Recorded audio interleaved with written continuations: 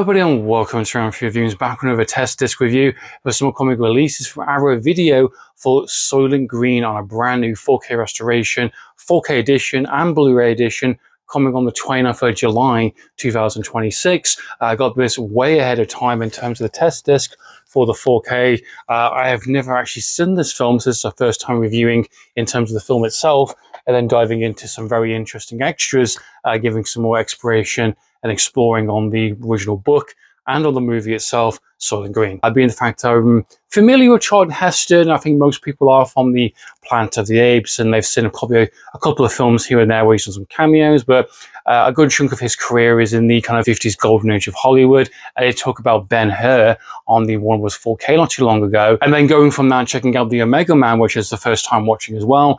They did do a remake of that film called I Am Legend. It's based on the book as well. Definitely seems like a bit of a theme for Charlton Heston during the 70s, going from the kind of the biblical kind of epics like the Ten Commandments and Ben-Hur is talked about, and then doing something like Planet of the Apes, dystopian kind of future from a 70s perspective, doing Soylent Green, and then of course doing the Omega Man. Seems very fitting to kind of talk about, and it got me quite curious. And you know, being the fact I've never seen Soylent Green before, I was very excited to check this one out for the first time, and I didn't know what to expect. Probably know the outline of the film, you probably know what Soylent Green actually is, but the context, what the actual journey of the film is, who these characters are, what the directing is, what the action or the kind of the suspense or the kind of the vision of the future from a 70s perspective, what is that in terms of Soylent Green? That's the most interesting stuff. And then obviously getting the full context later on makes it a lot more compelling. So for this video, we're talking about the feature film itself, including the special features. As to be expected, the 4K restoration work looks incredible. I don't have any reference point. I never had this on DVD, never had it on VHS. I know there was another Blu-ray. I have compared to the streaming quality. I definitely would say it's definitely an improvement. Most kind of like Warner Brothers or any kind of like 70s kind of movies, just the way it's kind of shot and styled, as long as the color grading is done correctly, as long as there's some kind of respected kind of nature of the original element that was presented initially, most of these are going to look really, really goddamn good. And from a 4K perspective, it looks fantastic. It looks really, really good, especially being the fact this film has a lot of nighttime sequences. So it's very important to get the best kind of, you know, brightness and the right kind of color grading and having the right TV with the right settings. As mentioned before, make sure your television settings are adjusted. Don't rely on the default settings for audio or picture quality. Make sure you are tweaking them and messing around to make sure you're getting the best possible image. Soylent Green, released 1973, directed by Richard Fleischer, if I say name correctly, who also did Conan the Destroyer, which is also available on the Arrow Video edition. Unfortunately, this did get a skip in terms of the UK market, down to some animal scenes, I think animal cruelty scenes that were left in on the official initial Barbarian. So unfortunately, this completely skipped the UK run. I think it's the same on both films, actually, if I'm being completely honest. But he did do the second film in terms of the Destroyer, and he's done quite a few movies like Tori, one of the directors on that film as well, which I've also covered on the channel. So once again, another very kind of working man, kind of 70s director who's done a body of different types of material, different types of work, from dramas to dystopian futures. I definitely think this one in particular, not to take away too much from the director, I definitely think is a Charlton Heston-led project. You know, it definitely feels like, you know, he was the guy there who was the star, who probably produced it, probably has some involvement in terms of the overall kind of say on what happened on that film, being the fact that he is, you know, a big star during that time, Mr. Hollywood, you know, in terms of the golden age, going from the 50s, 60s, and then really dominating the 70s with these kind of dystopian kind of future-based movies, as talked about, the Planet of the Apes, and of course doing the Omega Man later on. Soylent Green, it's a difficult one to kind of talk about in terms of without spoilers. I'll give you a basic idea in terms of what this film is. Even if you know what the twist is, and I wouldn't really call it a twist, it's more of just a natural reveal, because it doesn't go about it in a kind of like, oh my God, I never saw that coming kind of thing. It's kind of like naturally just kind of feeding you more information, kind of like kind of old 70s kind of feel. I like these kind of movies, and this kind of naturalistic kind of movies that are more about just the characters and the everyday working life and what they're doing, stumbling upon or, you know, discovering something quite big as the film goes along. And I think that's a very 70s kind of approach to a lot of these films, especially with the Charlton Heston, let's just say, apocalyptic trilogy. All three films play out very similar in terms of discovering more information as the film goes along, and there are reveals and turns of the film does go into.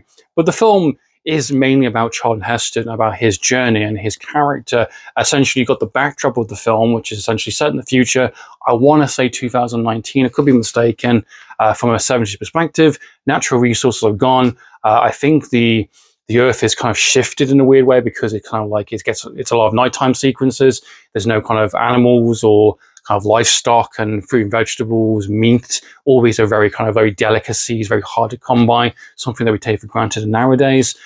Touching upon some ideas, which is very, very troubling from a modern 2026 perspective, because it's kind of like, holy shit, this is like not obviously accurate, but it's not too far off from where we're going if we're not careful in terms of letting things kind of like slip into that kind of chaos. And essentially, things like water and like electricity, you've got characters kind of like going on cycles, generating the power themselves, how they kind of structure the kind of the social classes, how they use the kind of the internal kind of buildings to tell something, how they use the street life, because it's a very dark film at times. It's set during night times. It has specific locations that he wants to kind of show you different perspectives, and I like the kind of little side hustles these characters have, and we get to know more about this kind of living, breathing world. And Charlton Heston slap bang in the middle, and essentially he investigates this wealthy kind of multi-billionaire who's created this revolutionary new product called Soylent Green, who's going to help the kind of the resource kind of limitations and the kind of the food shortage, and make a really big difference to kind of lower class kind of communities. This revolutionary new kind of food product hitting the market very, very soon. This billionaire who is involved in that project has been killed.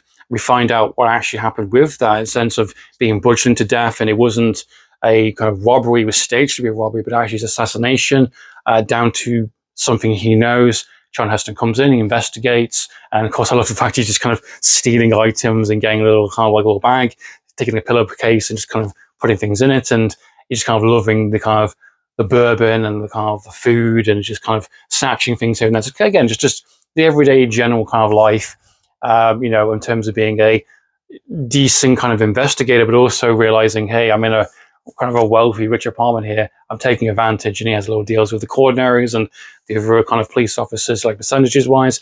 Pretty interesting stuff, little background kind of details, which I really appreciate. But he's very, very good at his job. He's a really solid investigator that kind of goes on this lead, and he uncovers something quite bigger, and he gets told to stop or to close the case or to kind of pin it on someone else, and he won't compromise his morals. He kind of continues on investigating as the film goes along, uncovering something quite shocking that's involved with Soylent Green. And there's some really excellent sequences in terms of just performances, some of the characters he interacts with, in terms of going to the church and then speaking to the priest there. There is some more shadier characters like the bodyguard. He kind of intervenes and kind of, he does his usual kind of, macho alpha man, I'm going to beat you up to get my answer kind of thing. And I love his kind of snappy dialogue, how he says it, how he expresses himself. It's very, very, very good in terms of a performance. Charlton Heston is just absolutely killing it in the film. And so is the supporting cast, which really kind of boost up his performance.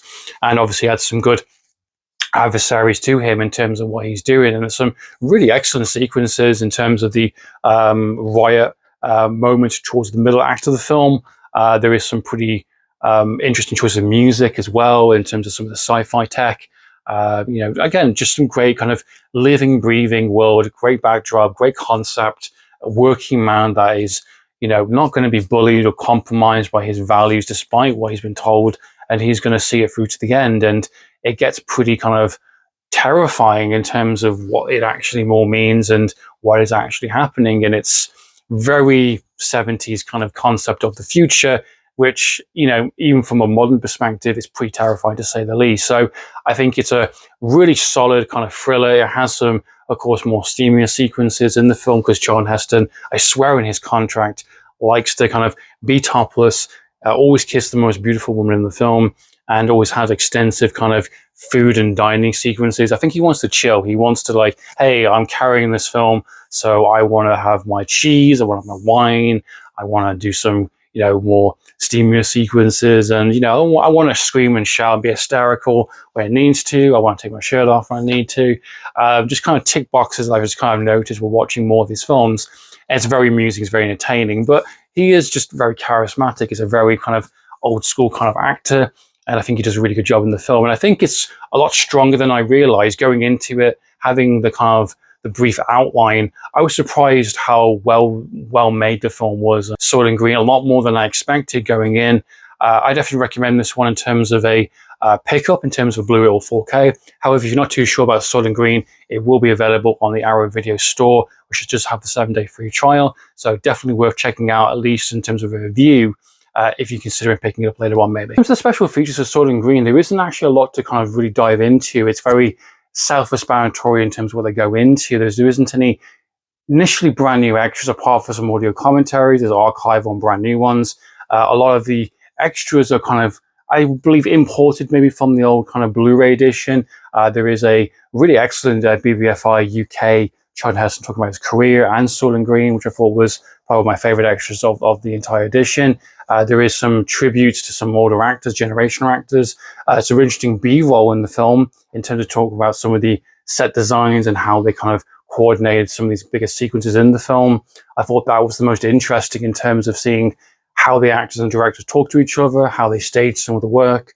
I thought all that was really interesting. And again, just a lot of archival extras in terms of behind the scenes, and definitely worth your time in terms of the extras. But however, I do think it was a little bit underwhelming.